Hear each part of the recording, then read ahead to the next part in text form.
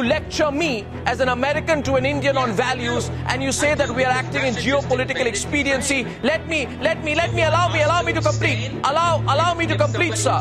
Allow me to complete.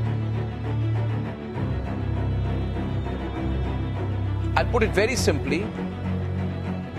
You have used the Ukrainians, you have wrenched them dry, and you have left them to fend for themselves. The bigger question, international law, Professor Kapchan, where was the respect for international law, I ask? When NATO bombed Serbia in 1999, for 78 days you relentlessly bombed the Serbians, hundreds of civilians died. You talk about international law, Mr. Kapchan.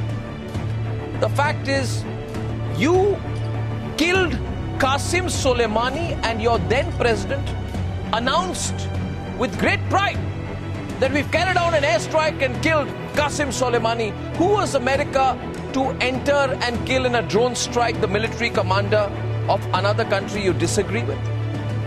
You carpet bomb, you napalm bomb, you defoliated Vietnam with Agent Orange, you killed 3 million Vietnamese. You organized the 1973 military coup in Chile to kill Salvador Allende. He was elected president. You invaded Iraq on falsities, unseated Saddam because he came in the way of America's hegemonic ambition in West Asia. And the question therefore is today. The question is today, you are accusing Russia of doing the same. Am I wrong? Let me begin by saying that this conversation is absurd. Russia has invaded Ukraine and is killing Ukrainians as we speak, and you're blaming the United States. I mean, wake up. Professor you say Kapchan, that this is about the West being weak? Professor Kapchan, so. allow me. What you're seeing is the West organize solidarity against Russia. West, the nations Professor Kapchan. We're seeing serious sanctions against Russia. Yeah. Most of the world is coming together against Russia. India should get off the fence. Okay, now I'll tell you something, Professor Kapchan.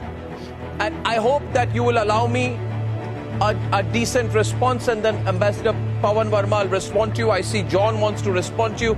First, I'd like to. First of all, with the greatest of respect, Professor Charles Kapchan, you have no moral standing to talk. You are in no position, you as in America is in no position to pretend to be the guardian of democracy and human rights. You are the worst perpetrator of atrocities. You, in Barack Obama in 2011, intervened in a nascent Libyan civil war, using the NATO and Arab League partners, prolonging the war for 1 decade. You launched armed conflict in at least 6 countries. Iraq, Syria, Yemen, Somalia, Niger. You carry out drone strikes. You've killed thousands with your drone strikes. You run Guantanamo Bay. But since I listened to you till you completed, you must listen to me. You must listen to me, sir. Sir, you must listen to me.